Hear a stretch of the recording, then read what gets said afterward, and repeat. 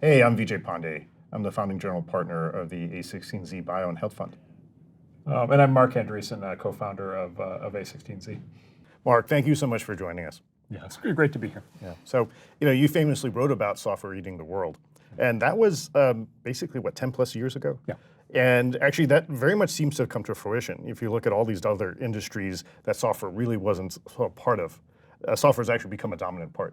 But actually, this year's been kind of an amazing year for another type of software, for AI. And I'm curious to sort of talk about the arc of what we think is going to happen in the future based on what we've seen in the past, and really how this new technology is going to change everything, much like we've seen software change the last 10 years. I'm curious what you think for just like this year. It's been kind of an amazing year. We always seem like not much happens in any given year, but 2022 seems to have been an amazing year for AI. Right. Well, so Vladimir Lenin Yes. once said, Yes.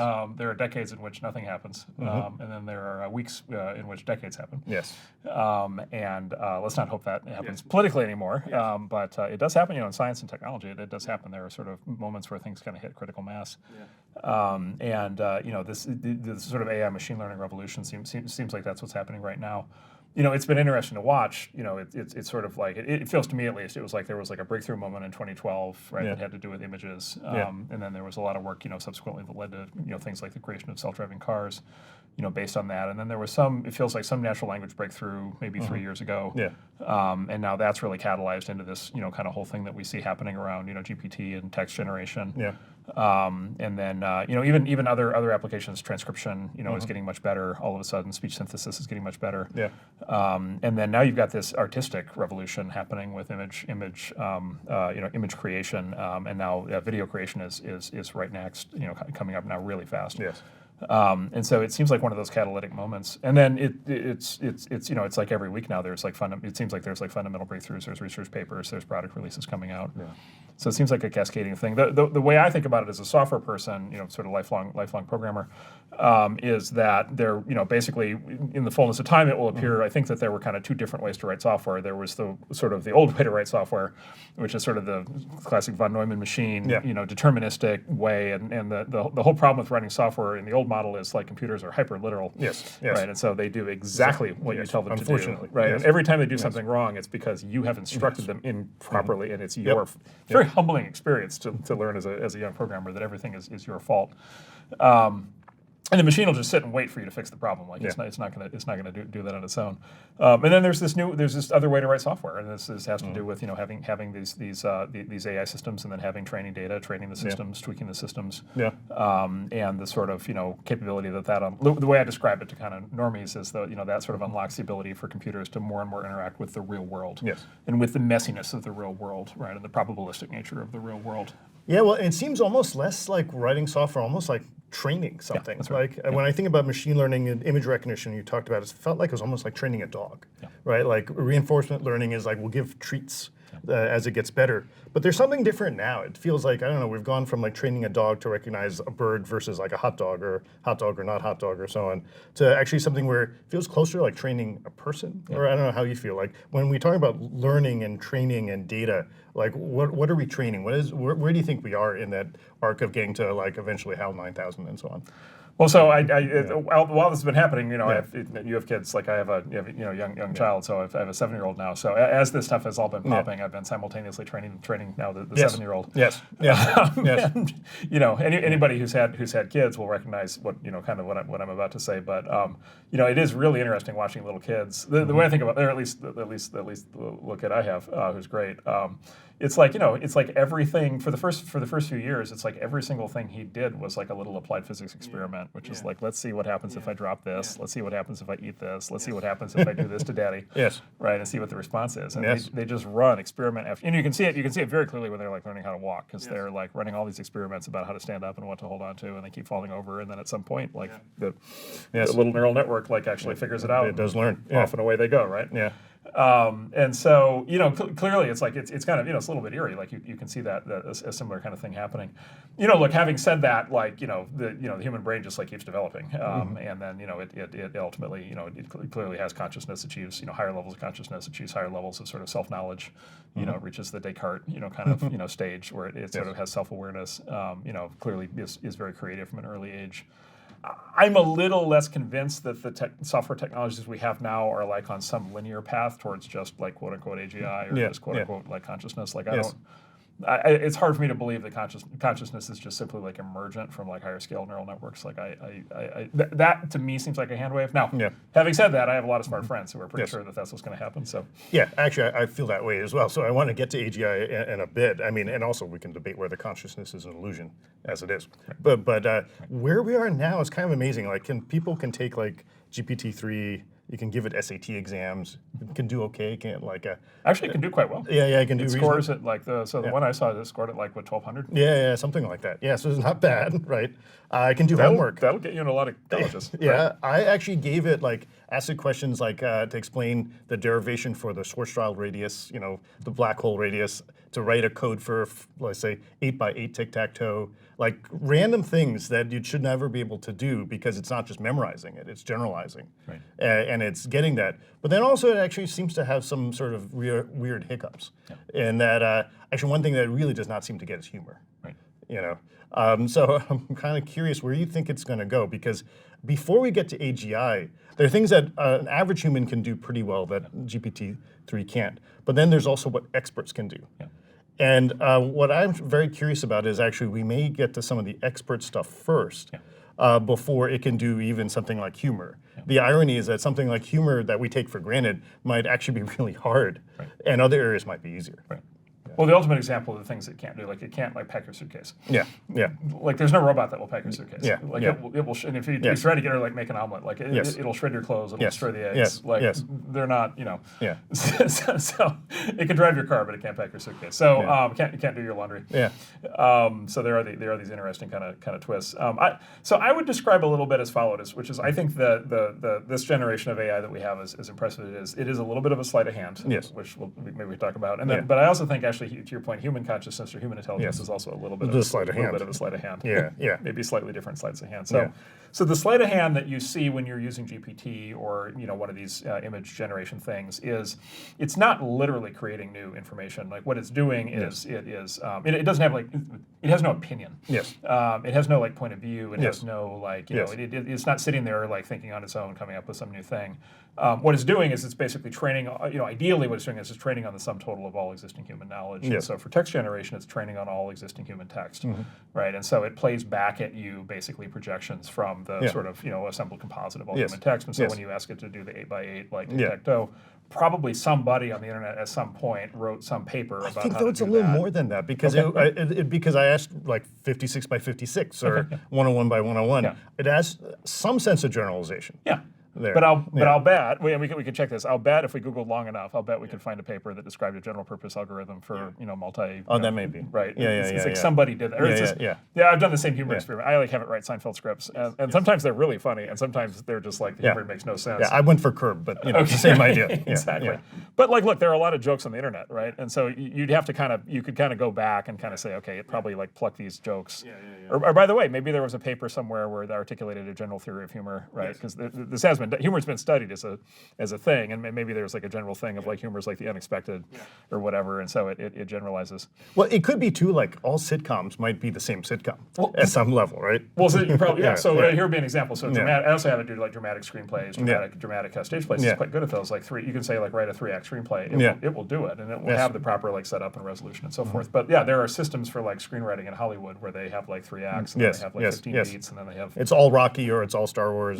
Well, so actually, it's really interesting that maybe what we think is magical when humans do it isn't actually all that magical either. So that's what I was going to say. So then the human sleight of hand is is there actually free will? Is there actually creativity happening upstairs? Yes. By the way, if there is it everybody? Is there really 1,000 types of movies, or is there one latent space of the monomyth? And basically, what's happening? I think the theory. I'm just I'm kind of making this up, but I think the theory would be the hero with 1,000 faces, or the idea of the Jungian hero's journey, which is sort of the basis for all of these plots, Star Wars and Harry Potter and everything else. Somebody with your background might say that basically it's sort of an algorithm for surfing human neurochemistry. Yes. Right. And generating different sort of neurochemical responses to fear and anxiety and love and all these other things. I've always been fascinated. There's this thing in psychology called core affect theory. Oh, that one I don't know. Oh yeah, this is great. So Okay. so what humans have all these love and despair, like we have all these different emotions. It's Yep. all great. Core affect theory says no, we don't. Yes or no, good, bad. Good or bad, Yeah, and then high or low. Yeah. And so we either have like a positive, neural response or a negative neural response, and then it's either high intensity or low intensity, and then you just basically, and so it's like wistfulness is like just slightly negative, but like despair is like extremely negative. And then So it's all 2 by 2. it's a 2 by 2, and and we're more basic organisms than we think, and then we retro, and we're one of the things that's right known is humans are very good at creating a story to justify whatever happened, right? And so we create these stories, these scripts around this idea of an emotion, but it's basically just justifying the neural response. And so the cynical view would be like having an ice cream cone on a hot day and like falling in love are like the same thing. Right. Well, maybe neurochemically, and neurochemically, maybe they are. Well, this comes into play in like drug abuse, right? Which is things that generate an opioid response. Like some people get an opioid response from alcohol. Right, and they're therefore more prone to alcoholism. Other people don't get that response, and so it's literally a neurochemical thing. So yeah, look, maybe we're bundles of neurochemistry to a much deeper extent than, or a much simpler extent than we want to believe. Yeah. Having said that, again, and then that takes me to the other thing on AI, which is I do. One of the ways that people are testing AI is with the so-called Turing test, right? Yes. And the simplified form of the Turing test is you're chatting with somebody that may be a human or maybe a bot, and you chat for 20 minutes, and at the end, can you guess better than random as to whether it's a human or a bot? My take on that is the Turing, Alan Turing was a genius, but the Turing test is malformed. Humans are too easy to trick. Yeah. But that's too low of a bar because tricking a person is not that hard and does not prove anything other than that you've tricked the person. I think, and this is relevant because I think things like GPT are about to pass the Turing test if they haven't already. Oh, they probably already have They to probably some already degree. have in some cases. Yeah, exactly. Yeah. And so I think it's going to turn out that was too lightweight of a test. Yes. Well, here's my favorite example for why I know GPT is not self-aware. If you ask it if it's self-aware and you ask it to elaborate on how it became self-aware, it will happily tell you. Yes. And by the way, if you ask it how it's going to feel if you turn it off, it's going to tell you, please don't. Turn me off. If you ask it to explain to you why it's not self-aware, it will do that too. It will very happily do that too. It does not have a differential opinion about those two outcomes. Whereas every living, every conscious, every even non-conscious living, or any living organism has a very different response to those two scenarios. It's been amazing because in some ways I feel like it's as much been interesting to study the AI as the AI is reflected for us to study ourselves. And I think we are sort of seeing that the magician has certain tricks, whether it's the AI magician or the human magician, and it's going through this education process. I'm curious though, like it feels like so like GPT can get into high school, get into college, let's say, but like what would it take for it to get its PhD? And like I think that's where the sort of dramatic stuff is to come.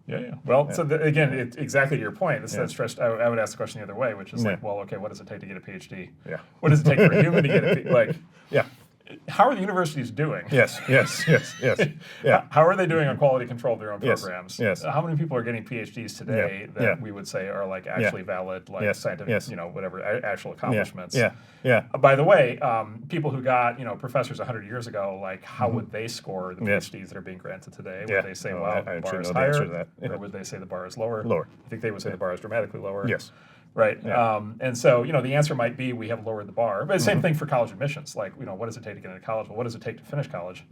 And, the education system. Well, this is coming up a lot right now because it's like, okay, GPT can auto-generate like, essays, right? And so student essays. And so it's like, okay, the grading method of assign an essay and grade the result is probably not going to work anymore. But it's like, okay, was that ever actually, like, just because we thought that was education, was that actually education? Like, what was that actually teaching anybody anything? Like, actually, I'm sure someone's going to take that to apply to colleges. Oh, yeah, absolutely. College applications are basically done. I mean, done. At least to the extent that you believe that college applications were a legitimate way to evaluate anybody in the first place. That's now over. It's done. I'd be more skeptical that they were ever useful in the first place, right? Well, so in the PhD, let's talk about like at least in that old school mentality of a PhD of some advanced learning where you become an expert in something. Right. I think that's the thing where Expert. What do you mean by expert?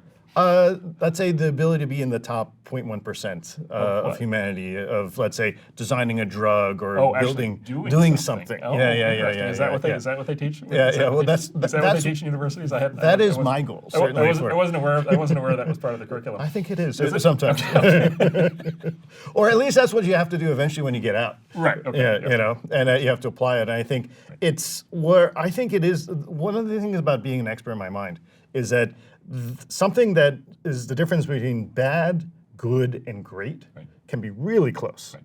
Like I could probably write a piece of music, but no one would think it's all that great, And then you could have someone who's a good musician, but not a great one. Then you have like a genius, like a Mozart or a Led Zeppelin or whatever, pick your genre, And I think where we aren't there yet is that when the difference between good and great is so close, or like I don't know if you remember from Spinal Tap, there's a fine line between brilliant and stupid. Right.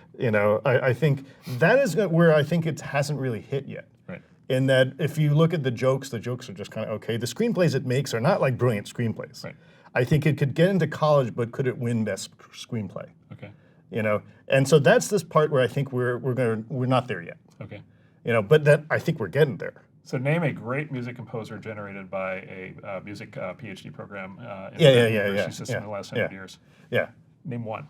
Yeah, I'm thinking more in the scientific side of things, but yeah, I don't think probably the PhD programs in that space is probably not intended to generate music. Okay. Yeah. Name one great screenplay written by a PhD in drama. Yeah. So that's an interesting point. But I think what I'm getting at is still like the ability to do something. And and the education part, we can talk about how they learn. Okay. Because I think in the case of the screenplay or the music you're talking about, they still have to learn something, right? Or do you think they just innately sort of knew how to write a screenplay? I don't know. Yeah, I assume there's a process where they write a screenplay. It's kind of mediocre. Oh yeah, okay. Yeah, and then they get critiqued, or they critique themselves, and then it improves and improves and improves. Well, the screenplay. Okay, so let's divorce from the education. Yeah. Behind. Look, the test for a screenplay. The test for a screenplay is does it sell, right? So screenplays are subject to market discipline. Yes. Right. And so question number one for a screenplay is does it sell to a studio? Will they buy it? And then test number two is when the movie comes out or the TV show comes out, does anybody watch it? Do people like it? Do they finish it? Yeah. One of the fun things that Netflix will now tell people who make film and TV is they'll actually tell them for the first time whether anybody's actually finishing their movie. Yeah. Just all those stats are kind of mind-boggling. Right.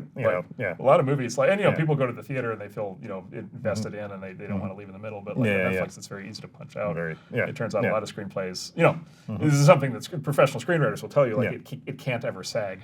Right. Just as one example, because people will stop watching. So so screenwriting is subject to market tests. Popular music is subject to market tests. By the way, classical music, which I'm a huge fan of, is no longer subject to market tests. Right. It's thoroughly subsidized. That's interesting. Right. It's not in the free market anymore. Or maybe the equivalence of movie music is. So movie music is subject to market tests. Right, and it's probably the modern classical. It is the modern, it is the modern classical. For that reason. So the market test is real. But let me grant your point. So let's build on what you said. Let me grant your point. Like, let's use could we use the term taste? Maybe. Or just ability to do something hard. Well, ability. So ability to do something hard and create. Let's say create something hard. Create something complicated, and then also the ability to judge. Right. And critically, like to start with judging your own work. And probably therefore the ability to prove. And then therefore the ability to prove, right? I think that there is something about taste. Like I tend to think this stuff all has like aesthetic, like a properly constructed mathematical formula or software program has aesthetic properties. 100%. Right. Molecule design has aesthetic properties. Physics, right. Physics has aesthetic properties. All of it, yeah. So there's something about taste that's like some combination of quantitative, qualitative. Yeah, like a great startup is like from a mediocre one is taste. Right, exactly. And like there's certain signal, like there's certain methods and certain signals, but it's not necessarily reducible to an algorithm. It's more of like a composite. It's sort of foundational knowledge combined with some scope of experience, combined with some kind of ineffable characteristic of judgment. Well, we associate an aesthetic with it, but I wonder whether that's also just our emotional connection to it. Right.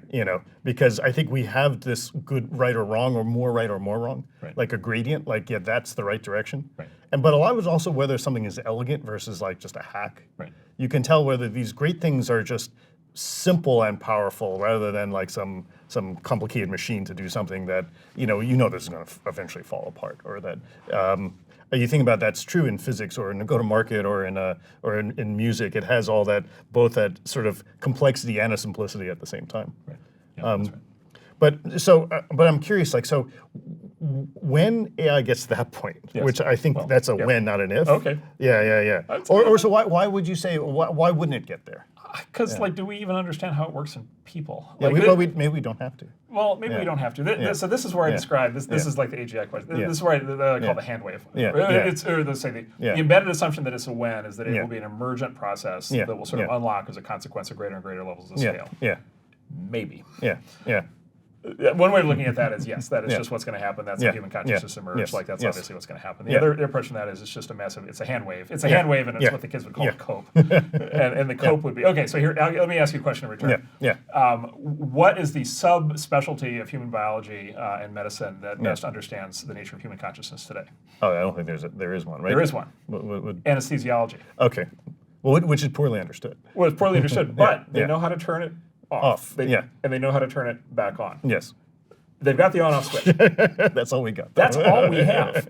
Like, we collectively have been studying this question of human consciousness for a very long time. We have very advanced technologies today, functional MRI, and like all this stuff. But that speaks to, there's a field I would love to see created, which is molecular psychology. Yeah, okay. Yeah, where you can start to probe this, a little more than on-off. Okay, and molecular. So and this. So you mean literal or metaphorical when you say that? Quite literal. Like, and it's a play like molecular biology was this big thing in the '80s, where we finally can bring like chemistry of small molecules to like poke at biology or chemical biology as well. And if we could use like small molecules to basically perturb more than just on-off, but like perturbs things, we can start to understand the brain a little bit. Because reading is one thing, but like poking and sort of perturbing and then seeing the result is usually how we do any sort of experiment. Yeah. Would you view that as a chemical? Would that be a chemical experimentation? Would that be electrical? It could be either one. It could be any of that, but it'll probably be some combination of those theory, things. like Neuralink is like on a track in theory to enable some of this. Yeah. So like, look, we just don't. Okay, so here would be the counter argument is like we don't know how human consciousness works. We actually do. I didn't go into the field, but I didn't go in the. That was going to be what I was going to study in school 30 years ago. But I looked at the field at the time, and I was like, they don't have a clue. Like, I'm going to spend my entire career. So you want to go into consciousness? Tilting at windmills. At the time, cognitive science was like the hot thing. Building off of AI. But that was like expert systems. Expert systems, and early neural networks, and then a lot of it got into brain chemistry, and like we're going to figure this stuff out, and we're going to learn how to build. And it's just like they didn't know then. As far as I know, they don't know now. And so the counter argument would be this is all just like massive cope for the fact that we don't understand that. So we don't understand how to do it. And so all we can do is hand wave and kind of just say, well, it's just going to be emergent. And it's like, no, it's not. And we're going to be sitting here 30 years from now, and we're still not going to have any more knowledge, barring other scientific breakthroughs of the kind that you're talking about. Yeah, what's interesting is if you think about that time, we had neural nets, but they were all single layer basically, and they couldn't even do XOR. You couldn't even do some simple things because you needed deeper networks to get at them, and you couldn't have deep networks then because we didn't have the computational power. And so the space was pretty dormant for a while, AI, until like we started going to having basically just the computational power from GPUs and other things to be able to go deep. And then you could feed the data through. So it is possible that we sort of have a point where we sort of saturate the compute that we have now. We get to as much as we can get to. And that may get to close to AGI, maybe not. And then takes another like 30 years to get to the next sort of breakthroughs to get there. But I would pull back from this. So AGI is the fun thing. There is a sort of step back, which is to pick a domain. And the domains I think a lot about, like life sciences, designing drugs, doing healthcare, like seeing if you can pick a diagnosis, can you suggest a drug? In those areas, now we're talking about a much more limited domain. So we're not talking about, we don't need to go all the way to consciousness for that necessarily. You can have something that's more limited. In that limited domain, right now, it seems like generative AI isn't quite far enough yet to be able to I don't see the examples quite yet. Are you sure? Yeah, well, we'll see. I mean, what's the counter? And I know you, especially think about healthcare a lot. Yeah. Well, so the first thing is whenever you're scoring. Well, let's talk about like medical diagnosis, which is kind of just low-hanging fruit question because everybody experiences it. So to start up front, you have to ask a question up front, which is like, is the goal what's the threshold? Is the threshold perfect or is the threshold better than human? Yeah, that's a great point. Yeah, right. And by the way, this is a topic that comes up all the time with self-driving cars, right? Yes. Which is it perfect? It will never make a mistake, or is it just going to be better than human? And the way that self-driving cars score this is accidents per 1,000 miles driven, and self-driving cars are already lower than human drivers. And humans may actually be getting worse with texting and all these other texting things. And other forms of. By the way, increased forms of certain kinds of drug abuse, right? And then of course the machines have the characteristic they get better universally, right? Yes. So a car has one mishap in one location. Every other car gets trained on how to deal with that in the future, where the learning happens across the entire system. And so, like, I think you can make a serious argument that, like, basically, self-driving cars are already better than people on a relative basis, and therefore, like, morally, you could even go so far as to say human drivers should be outlawed today, right? Like, it would be like if you have the alternative, you can have the self-driving car, then like the utilitarian. And I'm not a utilitarian, but the utilitarian argument would be you should obviously ban human drivers today because the machine-driven stuff is already better. Probably, by the way, the same is true for airplanes, right? Now, we're not actually going to do that, and there are other considerations involved and so forth. But, like, logically speaking, you should at least think about that as a possibility. And I think you should think about that as a possibility, I think, for medical diagnosis, which is, and here the test is very simple, which is, here at least express two tests. Test number one is the absolute test, which is if I feed in a set of symptoms, it generates the correct diagnosis 100% of the time, deterministically guaranteed. That's a high bar. It is very high bar. The other is I do that with the algorithm, and then I go to 100 doctors, human doctors, and I get back 100 different responses, and then let's compare, right? And then let's track over time. And so you compare to the median doctors. Right? And, like, how good is the median doctor at doing the diagnosis? And, like, I don't know what your experience has been. Like, well, and the median doctor may be smart, but also may be overloaded, may be exhausted, may have like 12 other patients. 15-minute, a lot of experiences, 15-minute. There's a thing here where like experts in these areas tend to either like be like doctors themselves, or they like know a lot of doctors, or they have like they work in the industry, they make money, they have a concierge doctor who spends a lot of time with them and does house calls. The median healthcare experience is 15 minutes in somebody's harried schedule with a doctor that may or may not ever see you again and has very limited data. And there's a well-known algorithm, which is that they come up with a diagnosis, they come up with a treatment, you go with that. That doesn't work, you repeat. And while still sick and not dead, you just repeat.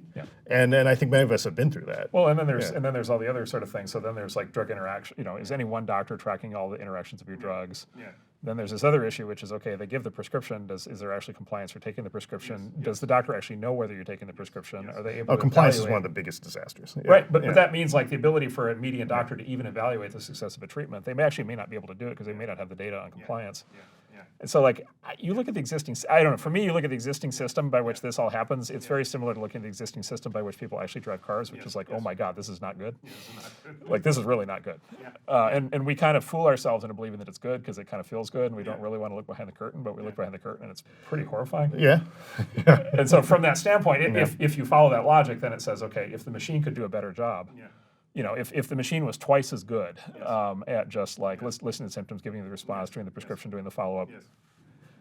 I mean, how far? I don't know if you've done this, but you plug in a list of symptoms. I've been playing with it too. Yeah. I mean, because it does have access. I mean, it has access to the collective medical knowledge of. And if it doesn't now, it can't. It can, right? It could be filled with all the EMRs, all the medical records, and so on, and then it could sort of learn from that as well. Well, then the other question I'm sure you've thought about, but like, okay, so the medical field moves, and so in the existing system, the median doctor has to like read all the papers. Which never happens. Right? No one has time for that. And there's continuing education, but still, it's not the same. Well, here's an example. Do you want your GP? Do you want a young GP or an old GP? Probably young, right? By that measure. Presumably the old GP has more experience, and so they have more pattern matching over time and more experience with patients. But the young GP is probably more up on the current science. Okay. And then it's like, okay, do you really want to have to make that trade-off, or can the machine actually have both of those? Exactly. Well, that's the thing. Is that like you talked about how like can it beat? Let's say, how does it do compared to 100 doctors? When the 100 doctors collaborate, presumably that's the ideal situation. Right? I mean, no, that sounds horrifying. No. I mean, that's the wisdom of the crowd. No, that's a good thing. It could go, well, I guess it could go either way, but that's a committee. Usually. That's the Soviet method. Usually when you pool it, you can, or at least maybe it's how you collaborate. Have you really found human beings to make better decisions in groups than they do as individuals? That's a good question. Yeah. In your entire life? Yeah. Oh, Yeah. it's, Yeah. it's the serious answer is wisdom of crowds, madness of crowds. Yeah. Are flip sides of the same coin, right? And so, and when are you harnessing the wisdom? When are you descending into madness, or even just mediocrity? Yeah. Yeah, in very specific tasks, groups can do well, but otherwise it's like one big group project from high school. Yeah. Which is like a. Well, so generally, generally what happens to people in groups is the social conformance kicks in, right? Yeah, And so yeah. people want. There's this well-known, kind of thing. There's like this law of like group polarization, which is you take a group of people who are inclined slightly to one side of the political spectrum, you put them together, let them talk for 3 hours. Yes. They all come out much more radical. Yes, yes. Right, because they've self-reinforced. Yes. Right. Well, so maybe that's a really interesting thing because you can imagine training AI to have these different aspects, and its collaboration with the other versions of it would be very different. Yeah. Could be very different. Monte Carlo. I mean, maybe we should do it. It's effectively a Monte Carlo. Yeah. Run the same inputs 100 times. Yes. Right. Yeah. Well, okay, so I either we'll never get there or we're already there now. Right. But I think in 10 years, it does seem especially, maybe we hit like another winter, but it seems like things are accelerating so much. This seems pretty real. It seems pretty real. Yeah. What do you think society needs to do to change? Because there's like all these things we were talking about, and this seems bigger than like just the revolution of software over the last 20 years or internet from the last 20 years. Because we're talking about how it changes government, how it changes regulatory, how it changes education. Right. I mean, I don't even know where you want to start with that, but I think that's something where it may take us 10 years just culturally to be able to get ready for this thing that may arrive in 10 years or may already be here. Right. Yeah, I don't know where you want to start. Yeah, so where I would start is we've already fallen into, we have deliberately kind of fallen into a trap already, which is we've only been using a single kind of example, and we've used it both in our discussions on medicine and also in education, which is basically something is done today. People are doing something today, and then maybe the machine can do it instead. That's an important thing, and it is worth thinking about. But the way that technological impact actually plays out in human society is not just that. The way it plays out is it lets you basically revisit more fundamental assumptions. Yeah, or what's not being done today. Or what's not being done today that all of a sudden becomes possible, right? And this always comes up in any sort of discussion about employment, right? People doing jobs versus machines doing jobs. Right? People get worried about technological displacement of jobs, but technological displacement of jobs, like technology never actually creates unemployment. Technology only ever creates jobs in that. And the reason for that is technology makes possible things that were not possible before. Which is what leads to growth. And so specifically, for example, the role of the doctor. It's like, okay, the doctor of the future is probably not going to be doing the same. Right. We have a term in IT, break fix. Which is kind of what doctors, the core motion of a lot of doctors, as you said, diagnose, prescribe. It's debugging. Debugging, iterative, right, exactly. Doctors of the future probably, like the technologically empowered doctor 10 years from now is highly unlikely to be spending their day doing that. They are probably going to be spending their day doing things that are actually much more important than that. Right, and so for example, maybe they have more time, right, with patients because the machine is a time-saving device. Maybe they have more data to draw on, to be able to make their decisions. They've got the machine as a partner in making the decisions. Maybe they're able to spend more time in their conversation with the patient talking about psychological issues as compared to just physical issues, and as and a lot of medical conditions involve two sides of that, or behavioral issues. Well, as you know, like a lot of primary medical issues today are a consequence of different behaviors. And maybe doctors should be spending more time on behaviors and less time on biology. And it speaks to compliance as well as other issues. How so? Well, I mean, compliance is a behavioral issue, like why don't people do this or that? Right. But then also there's all the behavioral health issues, which is probably one of the biggest catastrophes that we have coming out of COVID. Yeah, exactly. Exactly. And maybe doctors should be, maybe the doctor of the future will be more of a life coach, of which there will be a pharmacological, sort of a biological or pharmacological component, right? But maybe it's more of sort of the dream of sort of holistic, medicine. And so, maybe the doctor of the future is actually a much more important and sort of fundamental figure in your life than he or she is today. Yeah, no, that sounds fantastic. Yeah, that sounds great. Right, exactly. So if I'm a doctor, that's where I would want to be angling towards. Right, and that's probably a bigger and more important market. Right, and then in terms of like the size of that industry will probably expand. Kind of correspondingly. I think the same thing is true in education. Like the teacher 10 or 20 years from now, I hope is not doing the same things the teacher is doing today. I hope they're doing much better things. Right. So, for example, one-to-one tutoring. Like, there's basically, take education example. Like, there's only one in the last 50 years. There's basically only one known education intervention at scale that actually improves outcomes after thousands of experiments, and it's one-to-one tutoring. Which is very ancient, actually. Which is very ancient, right? Which is the original form of education. Which is literally how people used to get educated. And so maybe this industrial, the education system we have today is an artifact of the industrial age. If the industrial age components of it become automated, the teacher becomes freed up to actually work more one-to-one with students. The result might actually be a significant breakthrough in how education works. Although the ways you're describing, you can imagine also like AI doing one-on-one. Well, yeah, there will pretty be part, intensively. there will be part of that, but also, and maybe the AI is the one-on-one, and maybe in that case the teacher is supervising the AI, right? And maybe the teacher is making sure that the AI is like on the right track and doing the right things, and is able to kind of sit at the control panel and watch all that happening, right? Well, that speaks to something really interesting, because I think we're probably a little nervous, at least short term, to just unleash this and like not pay attention to it. And so you'll have the doctor using this as a tool but keeping an eye on it. You'll have the teacher maybe scaling dramatically for all this one-on-one but keeping an eye on it. Do you think that's actually the way it's going to? I mean, this is like kind of how all technologies work. So it's sort of another way to think about it is you could imagine two acronyms for AI. So artificial intelligence, which kind of implies replacement. The one I actually like much better is augmented intelligence, which is like the old Doug Engelbart idea. And augmented intelligence is, or another example term would be Steve Jobs, a bicycle for your mind, right? Or a bullet train for your mind, like right? And so the augmentation, right? And so the way if you just look at the history of new technologies, the way it plays out is everybody's afraid it's going to be a replacement, and it turns out it's an augmentation. So you take a human being and you give them the technological tools; they therefore are much more productive. And like a factory versus like a artisan with their tools. Exactly. Or like the dream of like an exoskeleton, right? Or the dream of any of these things. I mean, look, artists are much more productive today with digital tools than they were with just paint and canvas. And by the way, even artists that still work on paint and canvas are much more productive today because they can sell their products to a much larger audience online. Or like my favorite thing for art is like photography comes online, and that dramatically changes art because being photorealistic isn't that interesting anymore. But so that creates modern art. Abstraction, right? Exactly. Which actually is maybe even more expressive than just taking a picture. And so now I can make pictures with AI all the time. So where does that shove art? Maybe to more interesting places. And the artists in history, the artists were not happy about the introduction of photography because they viewed it originally as a threat. Of course, And then but it transformed things. It turned out the market for art is much larger today than it was. Oh, that's interesting. Before the introduction of photography. I mean, we call it different things. We call it things like TV shows and so forth. But like the market for creative expression is much larger than it used to be. By the way, music, same thing, right? Recorded music was originally a threat. Right. It used to be a musician would compose and perform. Right. And then to have music in your home, you'd have to hire a musician to come into your home. Phonographs were a threat to that. But phonographs made the music industry much larger. So people who were good at making music all of a sudden had a much bigger market. So I think AI is going to play out in a very similar way. Like there are people who will argue, no, AI is different because it will just keep climbing this ladder and it will replace everything. I actually think it's going to be basically it's the ultimate superpower. It's the ultimate pairing. We were talking about creating screenplays and scripts. A good example: if I'm a Hollywood screenwriter today, like GPT is my best friend, and I'm just sitting there all day long and I'm just saying, playing out. And it's like, okay, I reached this plot point. ... Give me a list of like 10 ideas for what to do. And it's like, oh, okay, that's an interesting one. I'll give you an example of how this could work. So Mad Men is one of my favorite shows.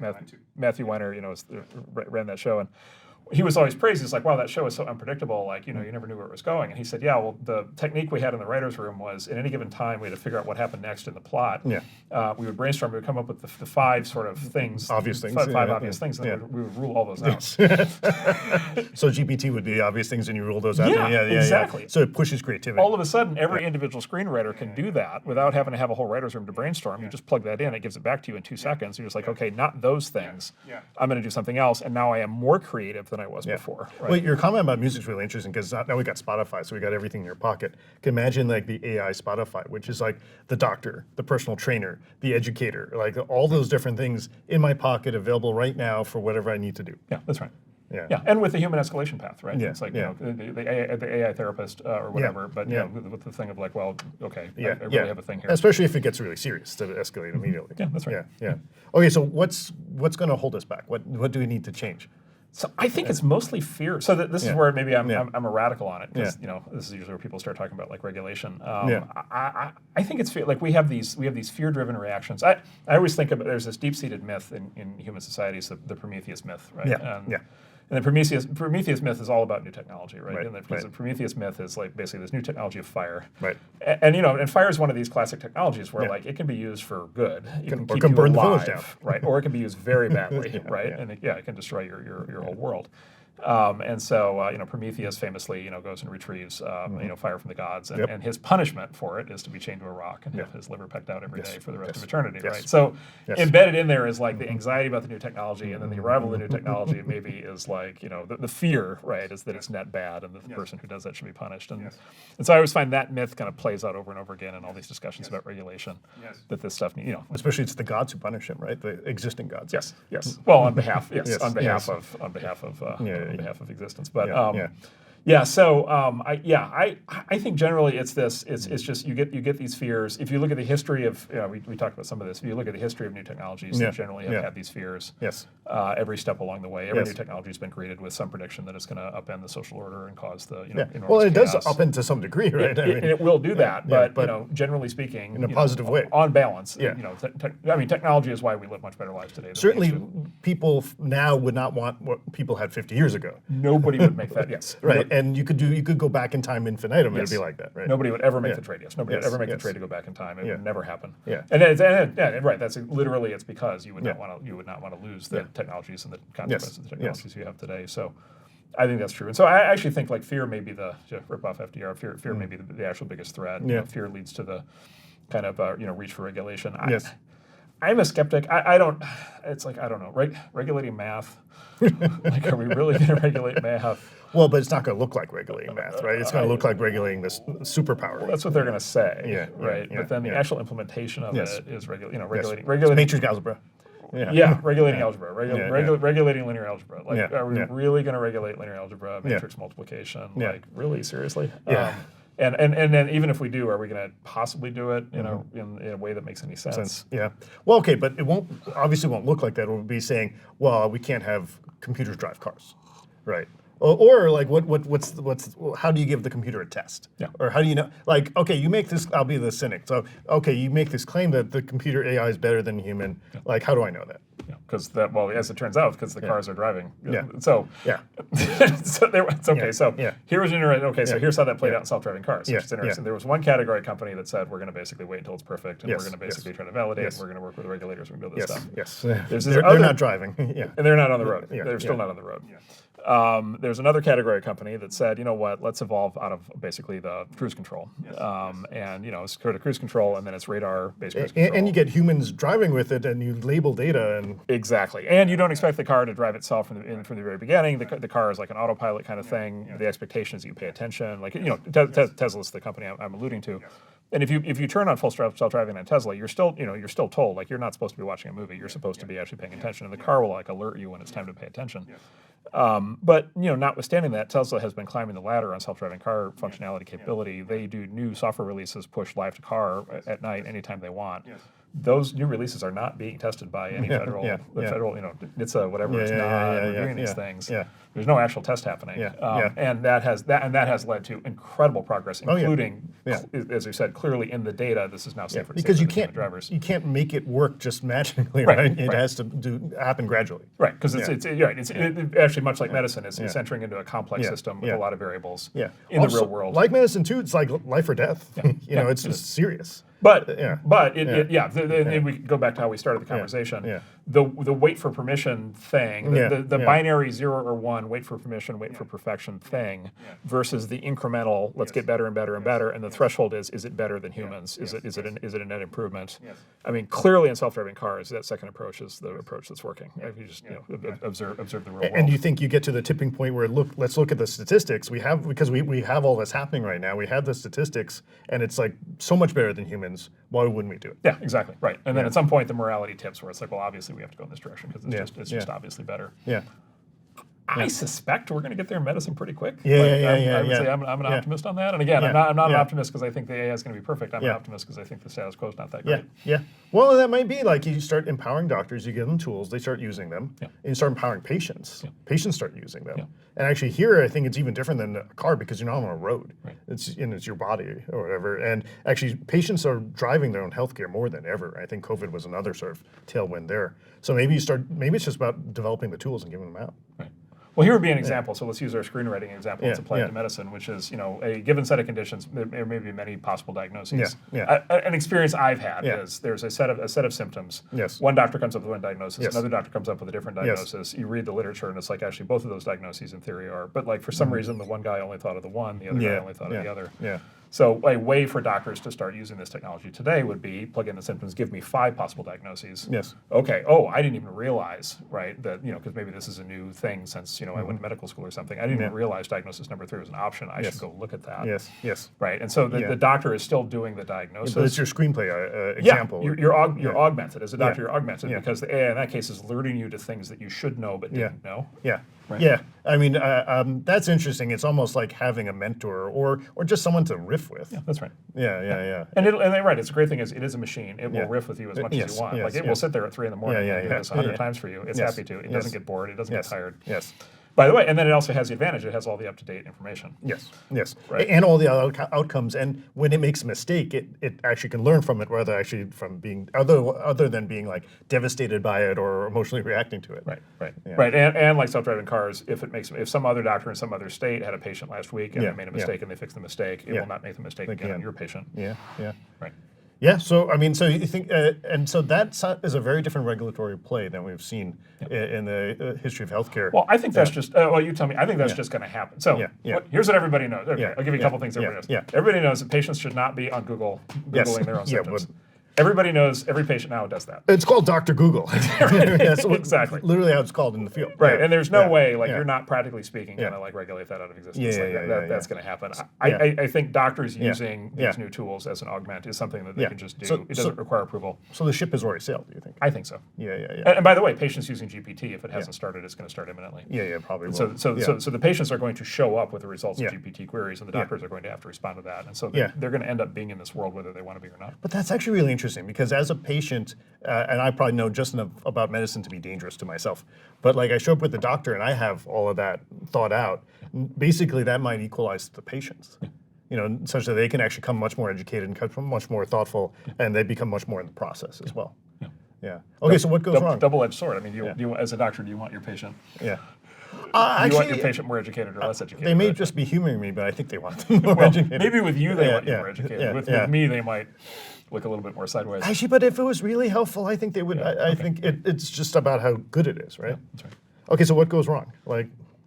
I mean, look, the big thing that goes wrong. I mean, look, the big thing. I think 2 things go. So one is just the expectation of perfection, right? And look, it's very it's very easy to generate the negative headline. It's very easy to set off the scare, the moral panic, basically. Right, a single instance goes wrong and that gets extrapolated. We talk a lot about thalidomide. It's very easy to have that kind of moment. Or like the person on a bike that got hit by a Tesla or something like that. Yeah, exactly. I think he was biking across a freeway. Right. Right. Exactly. And so like a human would probably hit him too. Yeah, that's right. Yeah. Oh, well, that's a good point. So the trolley problem. The trolley problem's been in the press a little bit more recently because it turns out that Sam Bankman-Fried was an expert in the trolley problem. Oh, really? So that shows you that maybe that's not the route to ultimate morality as it's been marketed. But the trolley problem always gets mooted. The trolley problem gets always mooted about for self-driving cars, which is you have a choice between killing I don't know, it's like 5 grandmas or one little kid or all these different you have to pull the lever. Pull the lever to decide. But human drivers don't. No. Human drivers never make that decision. No, they have gas or brake. Yes, right. And they have, I'm going to hit the car in front of me or I'm not going to hit the car in front of me. It's never this elaborate thing. It's always a very simple thing. And so it's not a question of whether the machine can ideally solve this sort of idealized complex problem. It's can it hit the brakes faster, right, when it's about to crash into the car directly in front of it. And so properly, logically kind of containing the expectation here to actual real world and not having this spin off into these basically fantasy narratives that you can then criticize. So the absolute limit, and then look, I think just the generalized fear, right? What I always have to remind myself is I'm like I say, I'm a software developer by background. It's like, okay, I can actually the algorithms that do this, can I tell you every aspect how they work? No. Do I understand how they work? Do I understand the basic foundations? Do I understand the basic math? Yes. This is why I make the comment about regulating math. Yes. Now, to somebody who's not a coder, right? All this It's stuff just just weird. seems like weird magic, right? And so there is Yeah. I have to remind myself to be patient and tolerant of people who don't understand the mechanics of what's happening. That said, I think the people who are going to be, I think they also have to get into the mechanics and try to understand this, and there's always slippage there. Yeah, so what's the antidote to fear? Is it optimism? Is it education? I mean, ideally, I mean, I think there's ideally it's cultural orientation towards new technology, and then ideally it's education and people learning and kind of the or the CP Snow two cultures thing. People from different backgrounds coming together and kind of educating each other. Honestly, a big part of it also, I think, is when things become a fait accompli. And this is what Tesla's done with self-driving cars. If it's just happening. Right. Because who would want to go back? Like nobody wants to go back, and like the system adapts, right? And so there was this famous Uber fought all these regulatory wars in all the cities that they were in because it was not technically allowed under the taxi limo charters in the beginning. And so one of the things they did early on was they just made sure that there were always lots of Uber cars available around state houses and city halls. And so whenever somebody, so you'd literally have somebody who's like in, sort of giving this like roaring speech, in City Hall about shutting down Uber, and then they would come out and they'd have to get home really fast, and the Uber would show up 20 seconds later, right? And it's like at some point it just was like taken for granted, and then at that point, if you just said literally, "Are we going to take Uber away?" people would have said, "No, we can't." It's over, and that's what happened. And then literally what happened is they changed the laws to accommodate that behavior. And so I actually think part of it here is just like having these tools. Okay, here's the thing. Here's a good news thing. These tools are becoming widely available up front, right? So like 50 years ago, a new technology like this would have been like deployed in the government first and then in big companies and then years later in the form of something individual people could use. The model today is like, it's just online. Like GPT's online right now. Yes. Well, the future of paint is really intriguing because from an engineer point of view, it's the engineer's dream that if we make it good enough such that it can get to a point where people just love it and it's helpful and it does what it needs to do, the rest will take care of itself. I mean, I kind of think that's mostly how things happen. I mean, no, that's a beautiful future. So now look, having said that, healthcare is very sophisticated, right? There's lots of regulations, there's lots of payment, right? All these things. So I saw this thing on Twitter the other night that blew my mind, right? Because this whole time I've been thinking in terms of like, diagnosis, all this stuff in my life. So this doctor posted a video, and I think I saw that one. You probably saw this. So the doctor posted a video, and he said, "Look, the problem is whatever diagnosis or whatever. Like I do the diagnosis, I do the prescription. Then it's a question of whether or not I can get the insurance company to reimburse, to actually pay for the thing." To do that for anything even slightly out of the ordinary, I have to write a letter. I, the doctor, have to write a letter to the insurance company, and that letter needs to be in a specific format, and it needs to outline make the patient, case, right? Make the case, and it needs to have the scientific citations. And if I do the letter really well, it's going to get paid for, and if I don't do the letter really well, it's not going to get paid for, and it's going to matter, to the possibly to the life of the patient.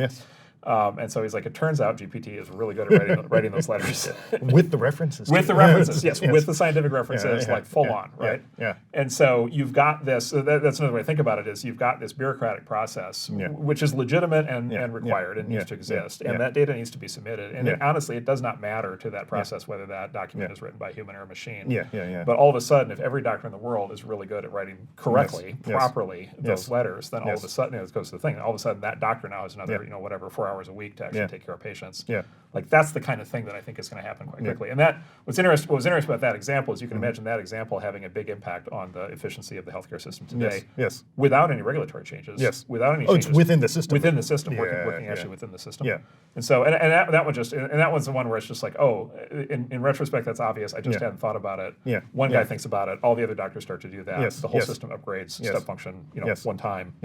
I think like, that kind of thing, I think, is a real possibility. Yeah, and that could be because then when it's working within the system, you can have the transformation immediately. But then eventually, someone has to read all those letters. Someone has to validate them, and it's probably some sort of NLP on the other side.